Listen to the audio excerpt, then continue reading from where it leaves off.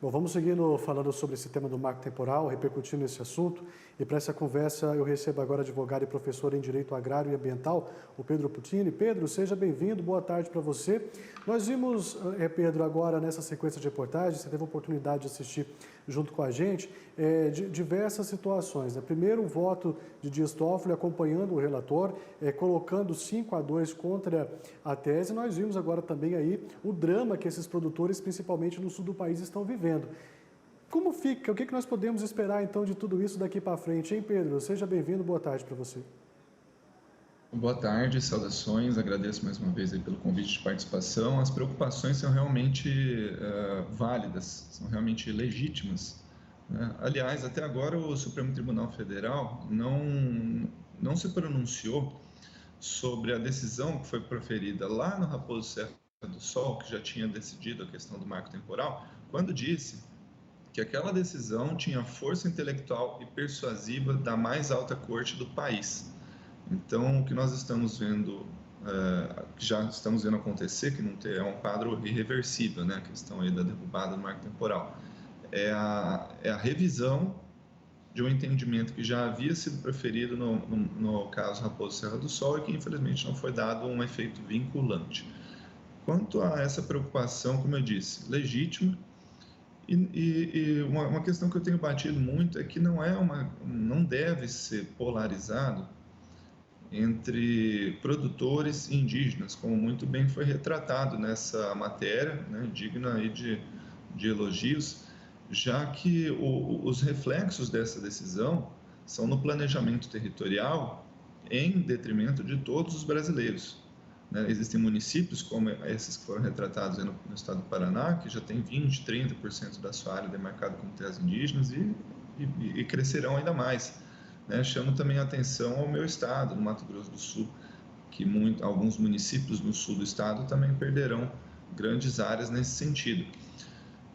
E a questão do planejamento territorial, que eu tenho chamado a atenção também, é pelo seguinte: as terras demarcadas sob essa modalidade discutida no marco temporal, ou seja, tradicionalmente ocupadas, essas terras elas deveriam ter a sua destinação voltada a usos, costumes e tradições.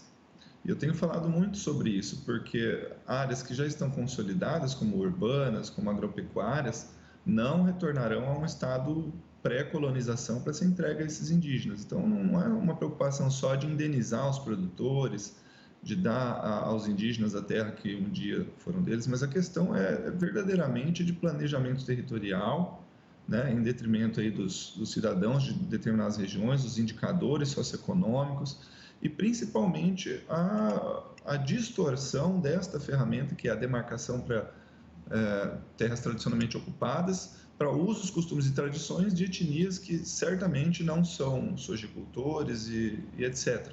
Então, essas são algumas das minhas preocupações nesse contexto todo.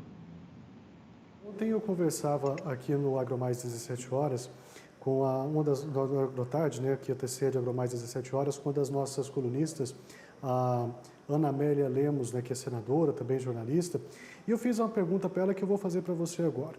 Nós temos aí no Rio Grande do Sul, nós temos em Santa Catarina, temos no Mato Grosso do Sul propriedades formadas que geram muita renda, que geram empregos, que muda toda a trajetória e a vida de um determinado município, como você disse, que tem uns que pode passar de 30% de áreas.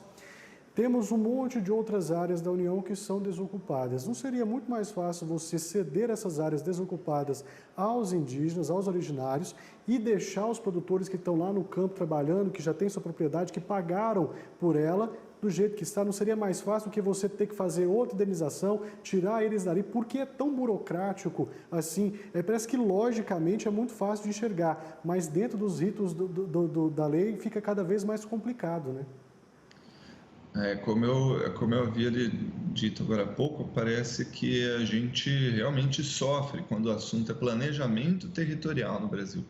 Porque, como você disse, parece lógico, parece óbvio observar essas situações do ponto de vista do planejamento territorial, mas na hora de cumprir, de executar um planejamento bem feito, a gente está muito além daquilo que deveria ter sido feito.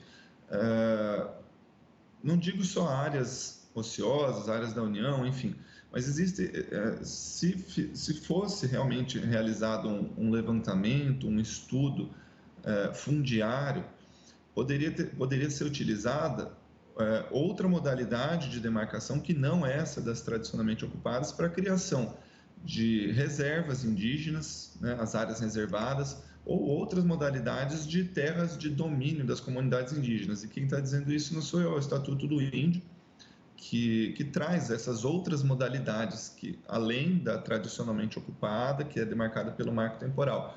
Ao exemplo dos parques indígenas, o Parque do Xingu, que foi feito isso, demarcado uma área onde poderiam os indígenas continuar exercendo ali os seus usos e costumes, conforme as suas etnias, né? Embora a história tenha suas controvérsias na hora de juntar todas as tribos e tudo mais, mas áreas que realmente eles poderiam continuar exercendo essa cultura. Agora, se a questão é entregar aos indígenas áreas para que eles possam ter desenvolvimento econômico e sejam integrados, aí nós não estamos falando de terras tradicionalmente ocupadas. Então, é realmente paradoxal o que está acontecendo hoje, e um assunto bastante preocupante nesse sentido.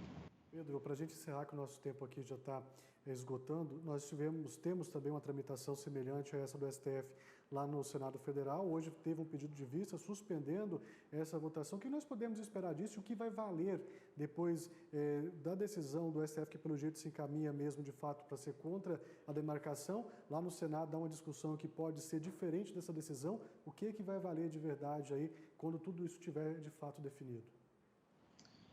Bom, nós ainda teremos um grande caminho a ser percorrido por ambos os poderes, tanto pelo judiciário, que eu vou aqui recordar, fazer um paralelo com o caso lá do Código Florestal, que tinha aquelas ações diretas de inconstitucionalidade que duraram de 2014 até 2018 para serem julgadas, e depois disso ainda demorou um bom tempo até escrever o acórdão, a decisão em todos os seus termos, para que pudesse ser aplicado.